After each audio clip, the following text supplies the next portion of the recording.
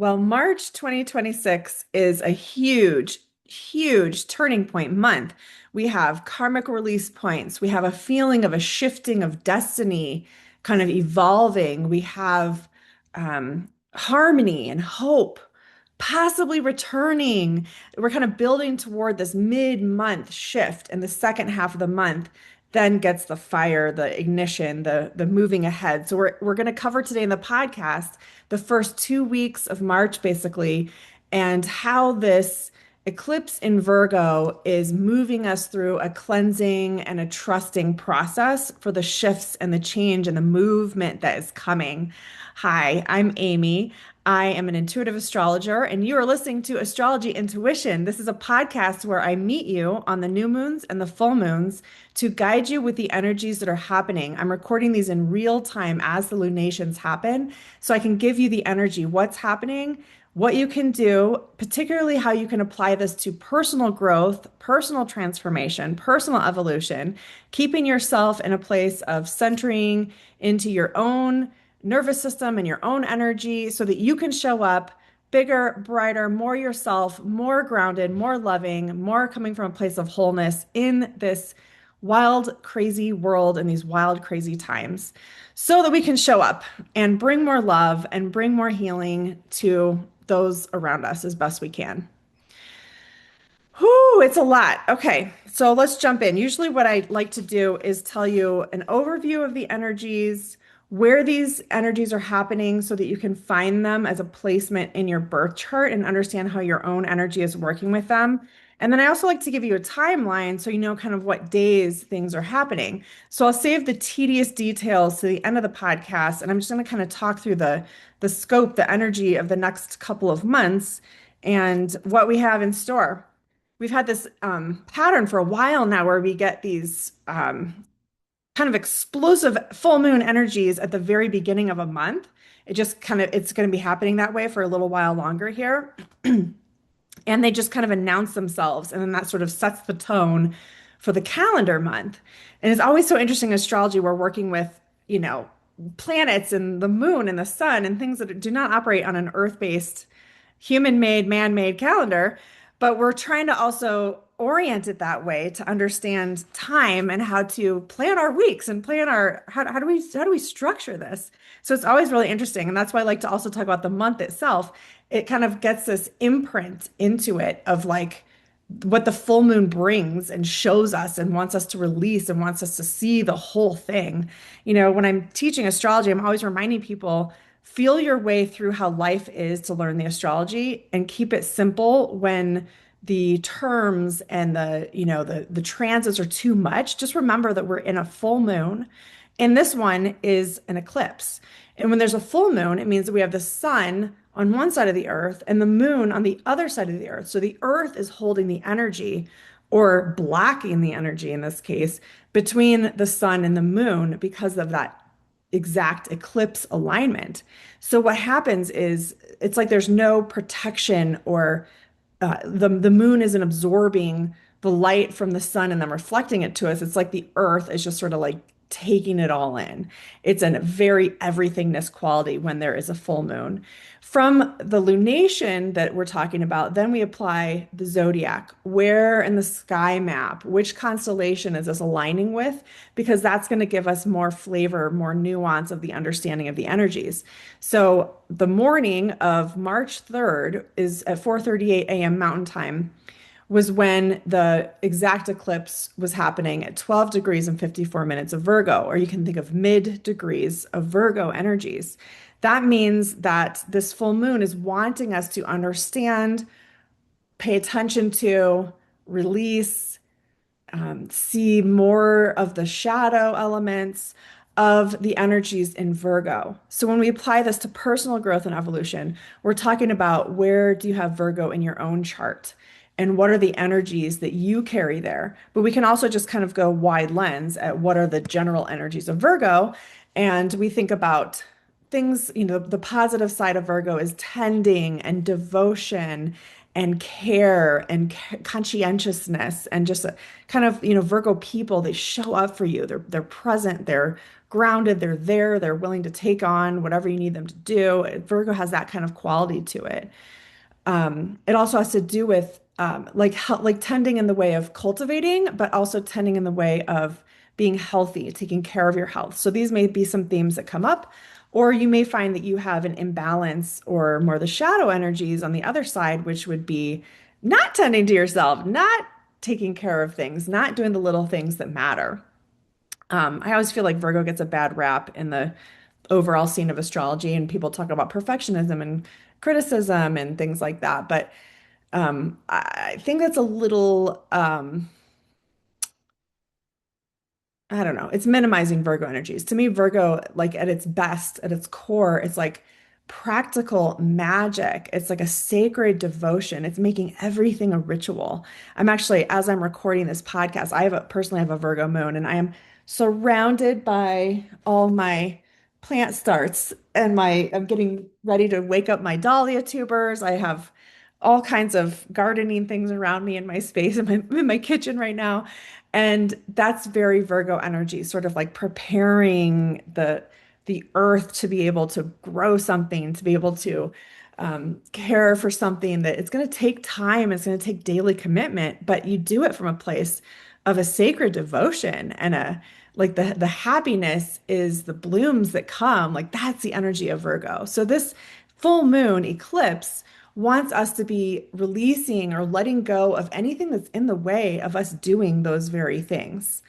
There's always also with the lunations, they kind of bring all the transits that are happening in the sky into a more personally felt way, whether that's an emotional thing or, actual tangible things happening in your life.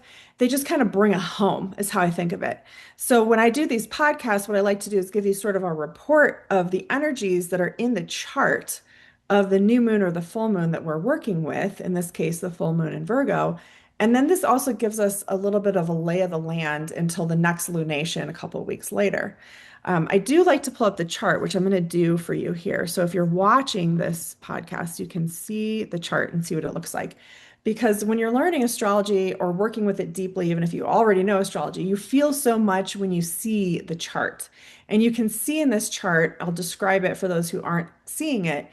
The moon is at the top in the top half of the chart, but almost everything else is in the bottom half. So that tells us this is very inward. This is very Virgo is like that too. Virgo wants to dig in the dirt to like I'm thinking of adding compost with your hands into the dirt and like really working the energies to be able to sustain life better. That's kind of what this moon has, the feel of it. Okay. So, and one thing we know that's happening in the sky right now is that like everything almost is in um, the Aquarius, Pisces, Aries section of the chart. We got one thing in Taurus, which is kind of toward that section of the chart. And then we've got one thing in Cancer. It's very balanced. I mean, unbalanced, I should say, holding this kind of axial energy, this oppositional force energy with where the moon is in Virgo, because the moon is across from Pisces. And so Pisces and Virgo hold an opposition, an axis line in the chart. And that is it's like the moon is by itself on one side of the chart and everything else is on the other side. And the moon, what it does is it's reflecting to us. It's asking us to look at everything over there on that other Pisces side of the chart and to really work with that. And there's so much happening over there. So just to back this up and make this a little more human, general level understanding, because we're also talking about a full moon at the beginning of the month, and then the next new moon is March 18th, we have this kind of month of time that's divided in half with these two different energies, including both those two different lunations, but also the other transits that are happening as they start to shift from early in the month, more of a mutable water vibe to Aries energy is going to kick up by the end of March, and we're going to have much more fire ignition, forward motion. Also, when we're talking about astrology, we're always weaving in where we've just been. Like that energy is still here. So you may remember we had this major conjunction on February 20th between Neptune and Saturn at the very first degree of the entire zodiac wheel, 0 degree 44 minutes of Aries. And that is very present. I mean, that is a present energy that's going to be with us all year and then some. So I don't want to bypass that energy. That's very much still speaking through the chart. I was talking to my students. I have an online school. It's like a monthly membership. I'll put that in the show notes in case you're interested in going deeper with me. But I was talking to my students about this conjunction, and I love this idea that Saturn, which has a 30-year cycle around the zodiac wheel, just started a new cycle. So Saturn's fresh, Saturn's new, ready to reinvent himself.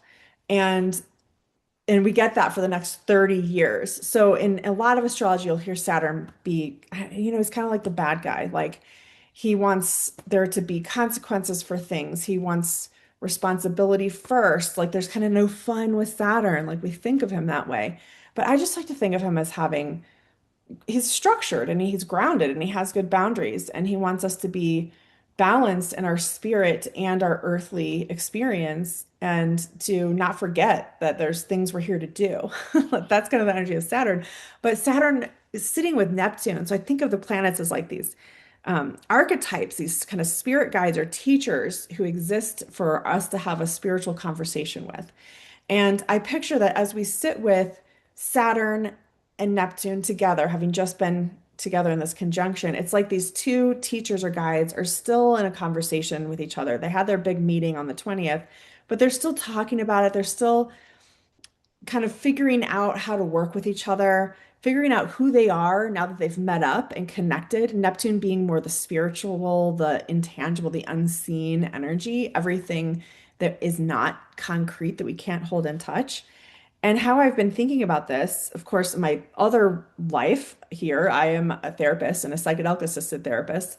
And I'm thinking a lot about Saturn being like when someone is fresh out of a medicine journey and they've done a deep, psychedelic assisted healing journey. Wow, it's like this. It's hard to put it into words, but it's like the person has such a softness. They're so close to the unseen realms. They've just dissolved the boundaries between this reality and the everythingness that's beyond. And I picture that Saturn is like that right now, like coming out of this Neptune conjunction. Saturn has just done a medicine journey, just had a beautiful healing experience, is kind of reorienting, maybe in a neuroplastic state. That's how I'm picturing Saturn, which I love. I love the concept of us working with him in that way. So I just wanted to present that here on the podcast as well for something you to kind of play with. So back to the transits in the chart. Another thing I want to do in these podcasts to help you get oriented is talk about the where in the chart this is going to be happening. And I'm going to talk generally before I go into the super nerdy details where you can take notes at the end. So there's three real places. In addition to that, I'm not going to stop talking about that 0 degrees Aries point, right? So that's still in play. I talked about that in the last episode. 0 degrees of all the cardinal signs, Cancer, Libra, Capricorn, of course, Aries. And we're talking about kind of you could do 0 to 2, you could up it to 0 to 4 if you have anything in those early cardinal signs. That's where this post-medicine journey Saturn and this kind of dreamscape, what's possible, Neptune are working with your chart for reinvention, for anything is possible, for what do you want to build now kinds of energies. In addition to that, I'm calling out three more kind of general energies that are here for the next 2 weeks for us to work with before we get to this very powerful new moon in Pisces. I'm so excited for this new moon on the 18th. That's the next podcast episode. So we'll get there next time. But we have karmic release energy, very much about this eclipse, and cleansing. We have kind of a destiny rewrite point, really. There's some North Node energy happening that's really big, working with the personal planets. And then we have this sense of harmony and hope returning that comes from Jupiter and what Jupiter is doing this month. So those are some broad themes that you can be applying to yourself. And, I might be giving you a lot of information, but I really want you to listen deeply within yourself. Hear the words that stand out to you. Look at your own chart. If you don't know how to look at your chart, just kind of sit with that full moon eclipse energy and hear some of these themes and words and see what's here for you. Because this is a time more than ever that it's so important that you know your own truth, that you can listen to your inner voice and understand that that's your wisdom. There's nothing outside of you that's going to tell you something you don't already know. That said, I'm still going to give you some framing here you can work with if you'd like to, but I don't have all the answers. Okay, so the karmic release point cleansing energy that I'm talking about with this full moon eclipse in Virgo, you can look in your chart. This is going to be 10 degrees to 16 degrees because that eclipse is happening at just about 13 degrees of Virgo. And that's going to be opposing anything that you have in those 0 to 6, or sorry, 10 to 16 degrees of Pisces. And it's going to be squaring anything in any of the mutable signs, Gemini and Sagittarius that haven't been mentioned. So because of it, there's like this mutable quality too. So you can always think of the modalities of the zodiac signs give us a lot of the energy read too. So when we have some strong energy happening in a mutable place, it's because we're meant to be loosening our grip. We're meant to be shifting, evolving, changing, like kind of just trusting in the process, trusting in the path, letting things play out, letting the process unfold and staying present to yourself within it. That's kind of the message of the mutable energies. So what you could do is look at in your chart where you have zero, or sorry, I keep saying that, 10 degrees to 16 degrees of any of the mutable signs.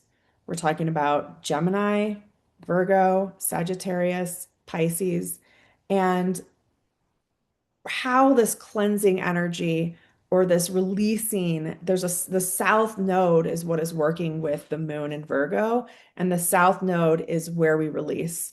Some call it the drain, some call it the tail of the dragon as the dragon flies on. It very much connects to past life energies. I find that wherever the South Node is traveling, it brings up the patterns that we've lived through again and again and again. So think about the things that you have in your psyche that were just sort of here, like you just had them in your life, even if your actual life didn't include them. Like if you've always had a certain fear or a certain penchant towards something that like no one else in your family did, like those kinds of energies could be that you've done those things here on the planet in lifetimes prior, and you're here to still kind of sort them out. Sorting them out is a great Virgo term, by the way. Um, so I feel that as you understand the timeline you're on, meaning this person listening to this podcast right now, the consciousness that you're connected to and embodying here and now. In this place, you can get yourself to the exact present moment of what all your five senses and your breath are telling you is real here and now. And that is what's true.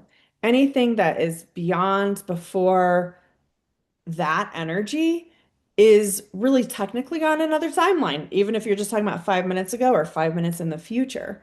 So there's something very sweet about listening to the very earth-based, tuned in, more focused energy of Virgo to use that as a strength to come into the current moment so that you are not getting stuck in other timelines. Old fears and worries and anxiety come up a lot in lower vibrations of Virgo.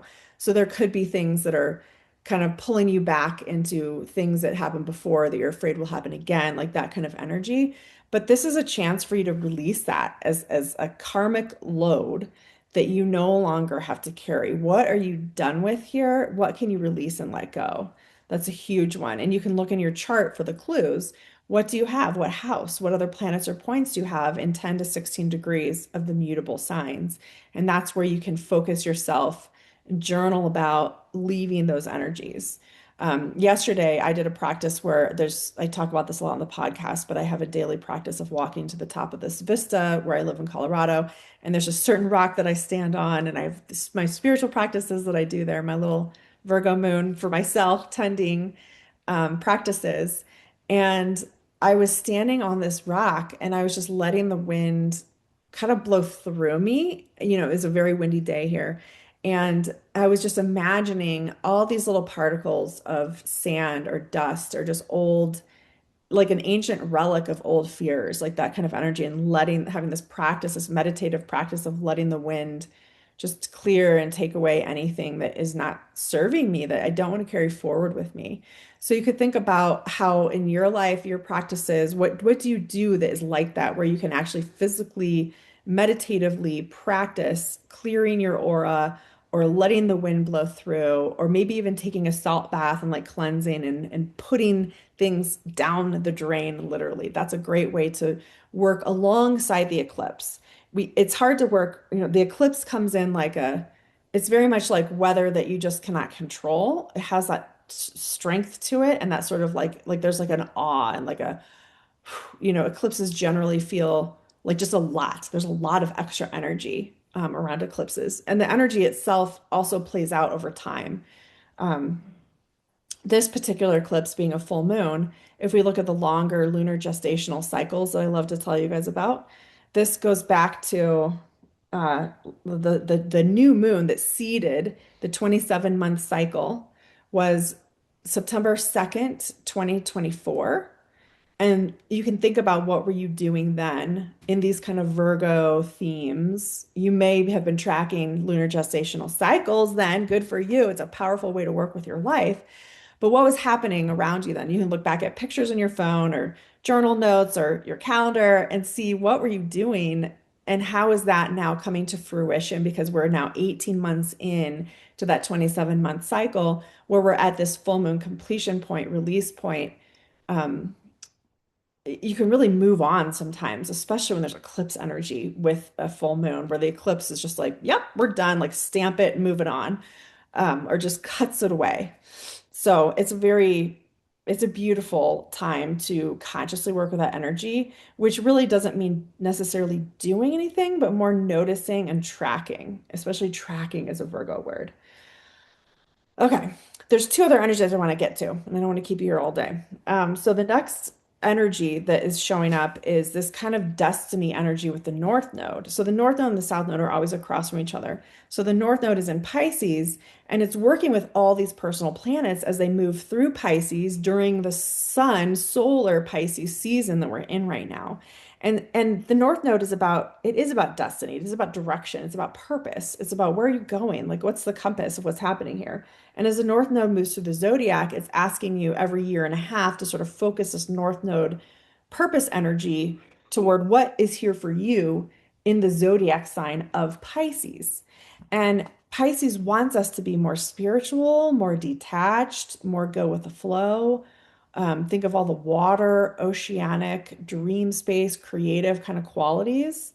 Um, and we have Mars, Mercury working directly with the North Node. Mars is the doing, Mercury is the understanding. We also have a Mercury retrograde happening here right now in Pisces, which I haven't even talked about yet. Pretty much the whole month is this Mercury retrograde feel, which is just another angle of the chart where we're getting the message to trust the process. Slow down, feel your way, trust something, hear and listen to the intangible. I love Mercury retrogrades. They help me slow down my mind and just be in the space of sensing, using all of your sensory experiences in your 5D or your 3D world, but also your 5D and your clairvoyant, your clair sentience, your clairaudience, your clair, all the clairs, the knowing, the direct knowing can be so strong when Mercury is in retrograde, especially in water signs, especially in Pisces.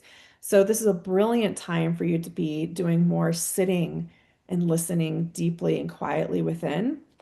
The place where these personal planets and Vesta, by the way, are working with the North Node is between 6 to 11 degrees, again, of the mutable signs. So we're still talking about mutable energies.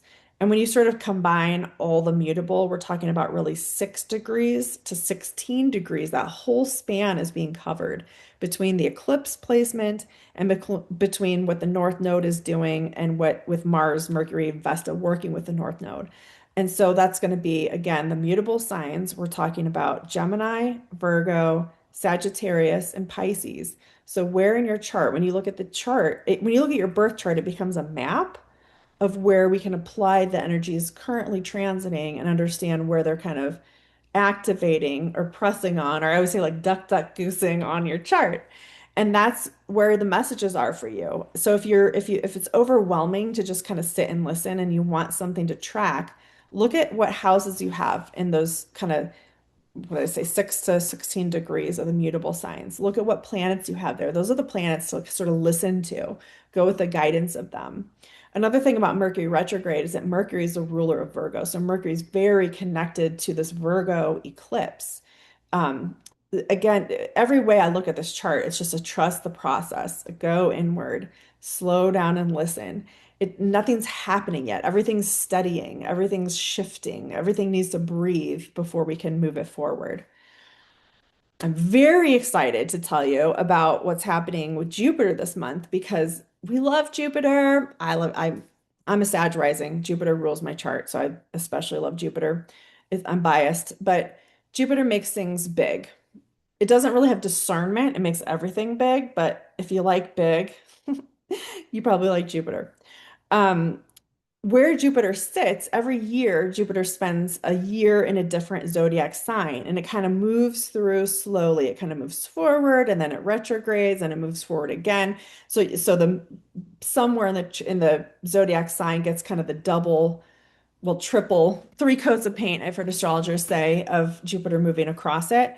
And when Jupiter stations, it's such a ginormous outer planet, transpersonal planet, that it just hovers and sits in the same place. So pretty much the entire month of March, Jupiter is sitting at 15 degrees of Cancer, just hovering right like the exact middle degree of Cancer.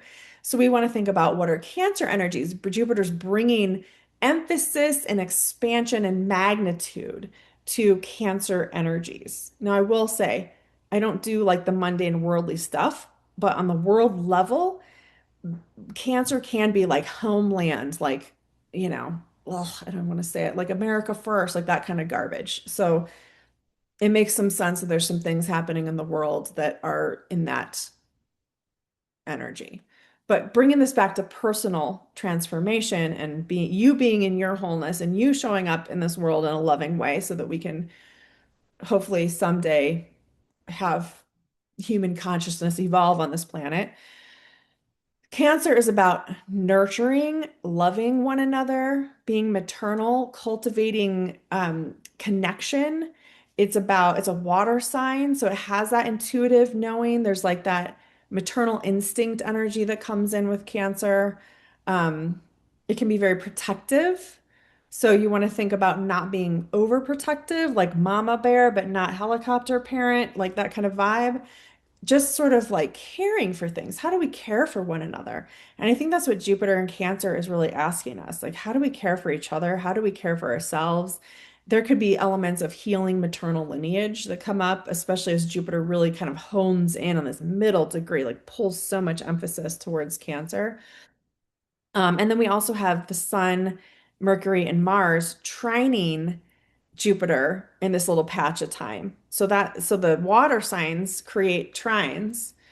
I should say any element, any of the signs in the same element create trines to each other. And trines are positive geometrical angles that are supportive. And so what happens is all the water signs in the mid degrees get this sort of um, support to move forward with your knowing is how I'm feeling it. And if you pay attention to the degrees I talked about before, the Pisces is also a water sign, and that's all mid degrees, right? So all the stuff we've already talked about is trining middle degrees of Cancer, this Jupiter energy there. So there's also, it could be like a maternal support. I love to work with like the great mother, the mother archetypes, the mother goddesses that we have in various cultures on the planet. Whoever you like to work with has mother. It could be your actual mother. It could be a mother figure. It could be an angel. It could be maternal lineage guides that are high vibrational ancestors. It could be working with the great mother, the cosmic mother, your star mother, like any of these energies. It's like, how do you get support? Like, remember that you're not alone. Remember that you come from a lineage, that there's something more with you and behind you. And how do you find the highest vibration of that? I think that those of you who have energies in the cardinal sign, so Cancer is also a cardinal sign. So if you have mid degrees, degrees to 18 degrees of cardinal energy somewhere, that would be in Libra, Capricorn, Aries, that's the part of your chart that's going to get the push forward. Like this has this water, um, like the tide comes in and moves you kind of energy.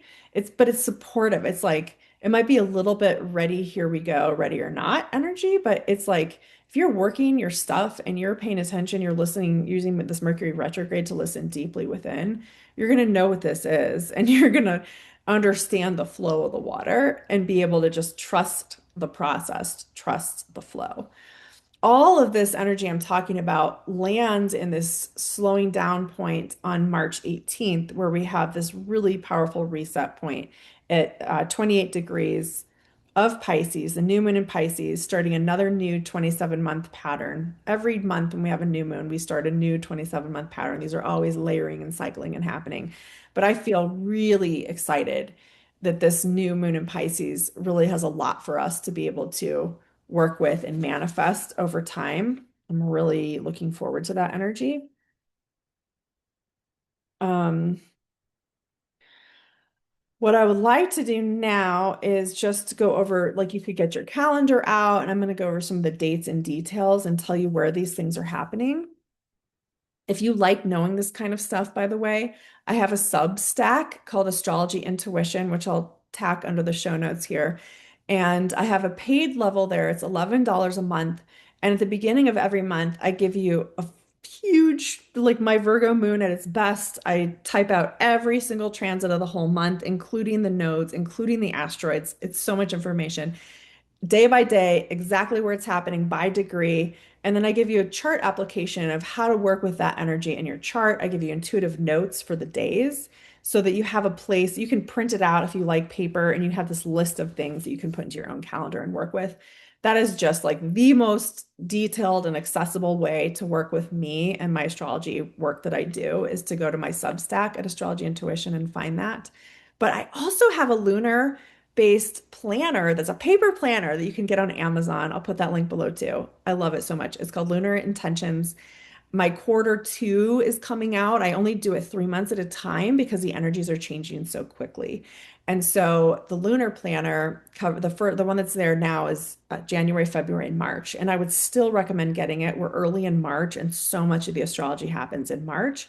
And it's also really helpful to backtrack and go back to January and February and take notes about what was happening as you're like learning to absorb and work with the astrology. Looking back and seeing how your life felt and what happened helps you understand and apply what the transits were doing and how they were working with you in a retrospective understanding. So I would still grab that planner, although the next one's coming out soon. You can also text the word astro to a number, which I'll give you, which is 720-927-7722. I'll put that below as well. And then that's where I announce when the new calendar comes out. That's where I send little notes here and there about the energies. That's all free. The text is free. Those are the best ways to get this kind of detail from me in really tangible ways that you can work with beyond just the podcast. So, and I'm here. You can always send me notes and questions. I know give a lot of information, and I share a lot of places to connect with me, and it's a lot to figure out, but everything's complementary and works together. So let's go through the transits now for the next couple of weeks. So we're already feeling yesterday, I'm recording this as we're in the eclipse energy, actually, on the 3rd. And March 2nd, Mars moved into Pisces. So now the doing energy is watered down, I want to say, and flowing and softer and slower. Mars doesn't really love to swim. So everything's just kind of feeling like we're just kind of like you can't get much done in water, but you sure can float. You sure can enjoy water, So that's kind of the energy this whole month kind of is punctuated with. We talked about the new moon, lunar eclipse today in Virgo, 12 degrees, 54 minutes. That happened March 3rd, 4:38 a.m. On March 5th, and by the way, I'm going through every single transit. Those are in my Substack. I'm just calling out those that I think will feel the most for the most people. March 5th, the sun in Pisces is going to trine that Jupiter I'm talking about at 15 degrees and 8 minutes of Cancer. That's only 3 minutes off from where Jupiter's about to station direct. So this is very much life force energy supporting and being supported by Jupiter stationing at that maternal energy nurturing point. Like there's so much here on the personal level for you to find support with being who you really are through these energies. On the 7th, March 7th, Mercury retrograde in Pisces is conjunct the sun. This is a cazimi. This is a refreshing point. Mercury does this a couple times in the retrograde period. It will happen where the sun kind of, I think, okay, let's go back to mythology for a second. Mercury was the messenger who could travel between the realms into the underworld and back out again. And when we have these kazimis in retrograde, to me, it's like Mercury bringing things from the underground or the underworld up for us to see, feel, understand, know, think, accept. So that has that kind of quality to it. But it's also like the sun brings life force to Mercury. It's like Mercury got its battery pack charged, kind of energy. If you have strong Mercury in your chart, you will feel this. If you have Virgo energy, Gemini energy, those would be big ones. If you have, there's other, I won't go through the whole list. My Virgo moon wants me to go through everything, but we can't do that in every podcast. But strong Mercury placements too. Like if Mercury is very close to your sun, that kind of thing, you definitely will feel when there's Cazimi energy. And it might be like there's a new breath of life breathed into you, or a sense of like your knowing is just like so clear. Could be how it comes across for you. On March 8th, Venus in Aries is conjunct Saturn, 2 degrees 38 minutes. So this is going to be interesting because we're starting to have the personal planets now getting kind of coming into connection with Saturn and Neptune post their big conjunction on February 20th. So there's new information. Remember, this is Saturn post medicine journey, neuroplastic Saturn, um, with a more expansive understanding of the everythingness of the universe, connecting with Venus, who wants us to just be experiencing joy and love and pleasure and hope and living in good ways. That same day, Mercury retrograde in Pisces trines Jupiter in Cancer. This is Jupiter hanging out at 15 degrees. It's happening at 15 degrees and 5 minutes. Um, Jupiter hovers at that exact point for days. So the fact that we've got the Venus Saturn conversation happening, and so like an alignment between them, and then we have Mercury bringing this like underworld, deeper, intuitive understanding forward from that Sun Cazimi, and then getting a trine, a support from Jupiter, who's saying, be supported here, love your, like how do you clear your lineage lines and bring yourself to a place of gratitude? There's a gratitude energy in this for me. It feels so supportive. It's like finally it's here. Finally we get some harmony. Those with Cancer placements who've been waiting for Jupiter to just like bring us something good, like this is when it's going to be coming in. I'm actually so excited for if you have Cancer energies and you've been waiting, because last summer when Jupiter moved into Cancer, Saturn was squaring Jupiter still, and it just like we couldn't get this goodness yet, but it's going to be here now. We get to really have like a harvest energy, which is going to be really beautiful. And then on the 10th is when Jupiter stations direct in Cancer, 15 degrees 5 minutes. I'm going to tell you the time because sometimes you can just feel it in the sky. This is at 9:29 p.m. Mountain on March 10th. So just wherever you are, switch the time to your time zone and see if you feel that absolute stillness, that standstill. Jupiter standing still, there's like it's like a presence and a weight, but it's like a really deep energy work. Like have you ever worked with a healer where they put their hands on you and you just feel like lifetimes of energy or like a universal life force come through? It has that kind of energy. So pay attention to that, work with it. Your chart in 15 degrees of Cancer, 15 degrees of Pisces, 15 degrees of Scorpio, that's where, and give or take a few degrees in either direction, that's where this like energy work comes in. Support comes through for you.